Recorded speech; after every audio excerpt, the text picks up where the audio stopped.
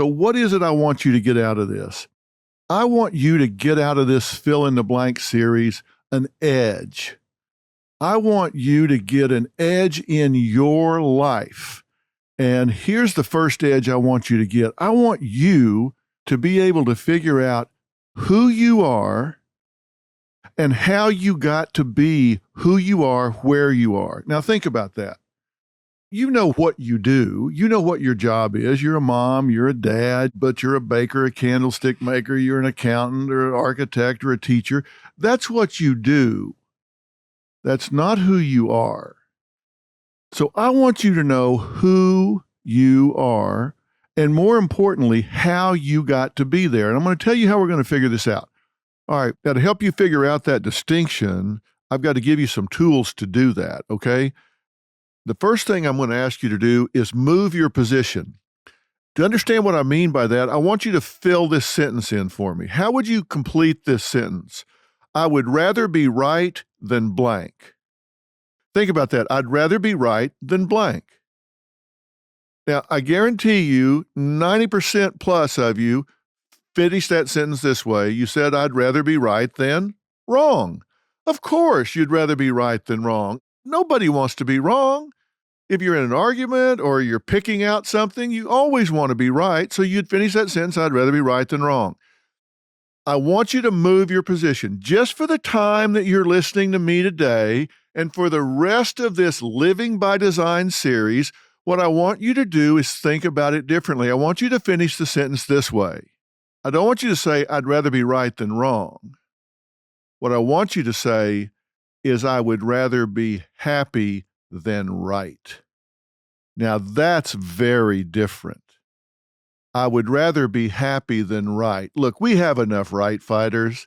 We got enough people out there that are right. They're always right, always got to be right. God, don't you get sick of those people that are right all the time. I don't want you to be one of those. I don't want you to be right. I want you to be happy.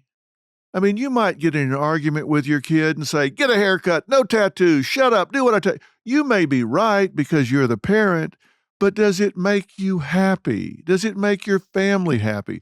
So I'm going to ask you to move your position just for the time we're talking. Instead of being so committed to being right in terms of evaluating everything I talk to you about in terms of whether what I'm telling you is right or wrong, what I want to ask you to do is look at it in terms of whether what I'm telling you makes you happy. Now, when I say move your position, what do I mean by that? Think about it. I can say, okay, stand at the hood of your car. Now move to the trunk of your car. That's moving your position. That's what I want you to do in your attitude, your mind. I actually want you to move your position. Now, what do you have to do to affect this change from being right to being happy? Well, let's call roll, because I want everybody here that needs to be there in order for this to happen. And I got some good news and some bad news. It's a short list. Because the good news is the only person you need to make this change is you. The bad news is the only person you need to make this change is you. Now, why is that bad news? Because you can't blame anybody. You're not a victim. You can't say, well, my wife's got to change. My husband's got... No, they don't. No, they don't. They can do whatever they want to do. You have to be the one that changes your attitude. Maybe they'll change, maybe they won't. But when I call roll on who needs to be involved for you to stop being right and start being happy, you're the only one that's involved. You're the only one that you control. And doesn't that work out well? You're the only one you need to control to change from being right to being happy. So let's just get this right. If you're going to live by design, the design is for you. Everybody else you can inspire. I mean, you can get them all excited. Maybe they want to follow you, maybe they don't. But the only person you control is you. So let's clean your house first. We'll worry about everybody else later. By the way, that's always been the case. You have always been the only person you've ever controlled, and you have been doing it on purpose. You may not have thought you were, but you have always done this on purpose. Now, you're probably wondering, why is a 12-year-old sitting around wondering why people do what they do and don't do what they don't do? I remember the split second I became obsessed with that. We had a football game rain out when I was like 12 years old. And we usually play on Saturdays. It was a big rainstorm, so we got rained out. And on Monday, the phone rings and the Salvation Army calls.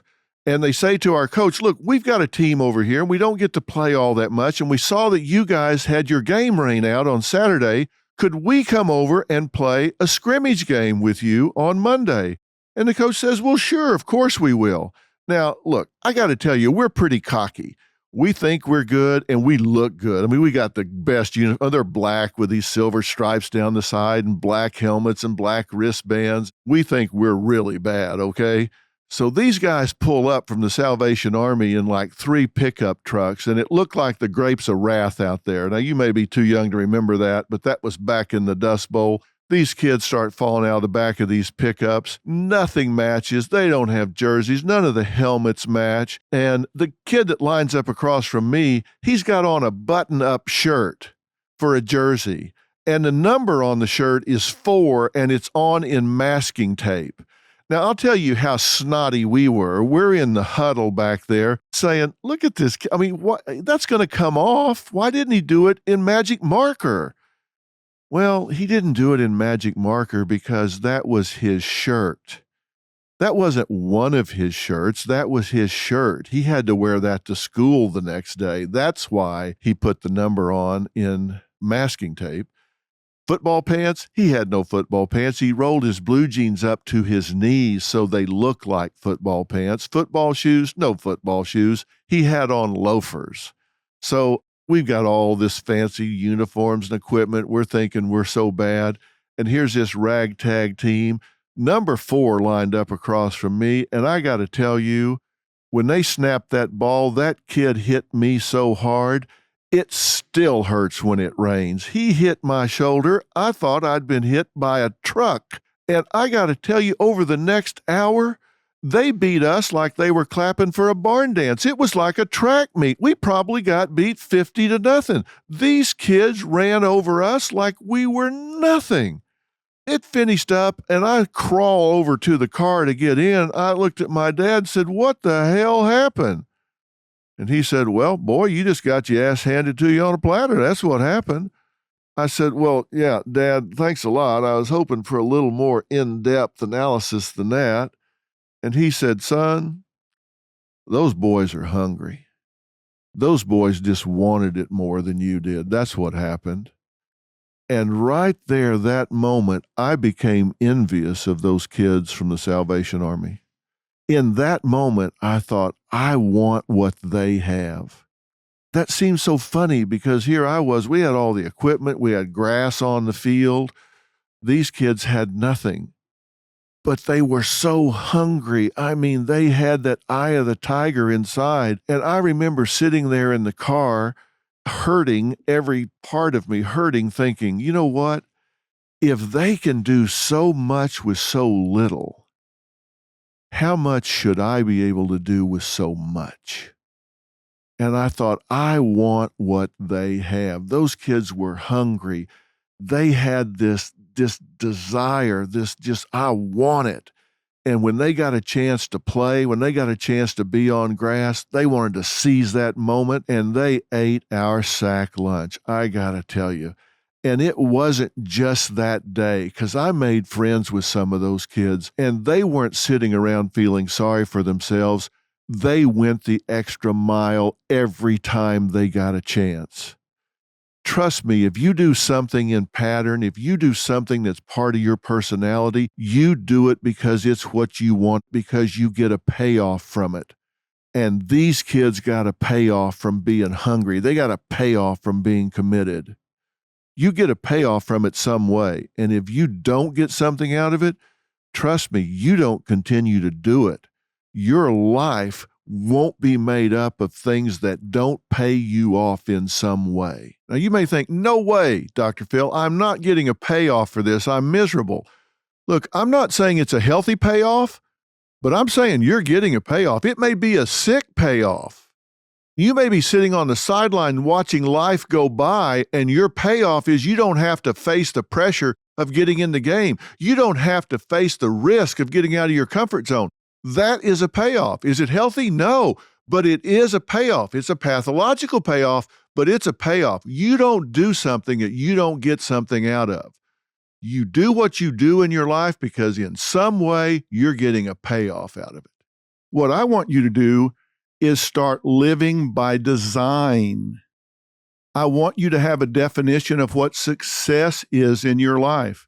So one of the things I'm going to be asking you to do as we move through living by design is figuring out what your payoffs are. Look for things you do in pattern and then say, what am I getting out of this? Healthy, sick, otherwise, what's my payoff? Because when you identify the payoff, then you can control the currency. And when you control the currency, then you control you.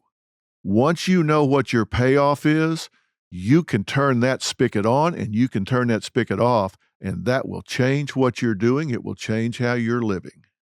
Whatever you do, whoever you are, do that on purpose. Don't just be who you are, live whatever life you live by accident. I mean, come on, own it. You get to the end of your life and somebody says, what did you do with your life? At least say, whatever I did it on purpose. Live by design. Make a plan and choose what you're doing. And what I want to do here, when we finish this series, I want you to have a plan that you can get excited about. That's what I'm wanting you to do. That's why I want you to listen to this fill in the blank series about you, because I want us to come away with a plan that you can get excited about. Now, here's what I want you to do. Write down today's date, but put next year. Put this day and this month, but put next year. I'm going to tell you why. Because I want that in your calendar so this time next year, you look at that date and you remember me telling you today that 1 year from today, your life is going to be better or worse than it is today. It's not going to be the same. You're going to be happier, sadder, richer or poorer, fatter or skinnier, married or divorced, but it is not going to be the same. Your life is going to be better or worse a year from now than it is right now. And a huge part of that is going to be a function of choices you make between now and then. And let me give you some bad news. Now that you've heard me say that, you're totally screwed. You cannot not choose, because not choosing is a choice. Think about it this way. Picture a crossroads out in the middle of the country, a big crossroads out in the middle of the country. Think about it. 2 highways crossing each other in the middle of the country, and you come to that crossroads. What are your choices? You can go straight ahead. You can make a U-turn and go back. You can turn left, or you can turn right. Or you can say, nope, not going to choose, just going to stand right here in the middle of the intersection and just let life run right over me. Well, that's your 5th choice, but you cannot not choose. You are going to make choices, and I'm just saying, own them. Since you're going to make a choice anyway, you might as well make a conscious choice. So I'm just saying, let's get active about some things. Let's get active about choosing. Don't just kind of choose by not choosing. Since you're going to make the choices anyway, do it on purpose. Live on purpose. Be on purpose.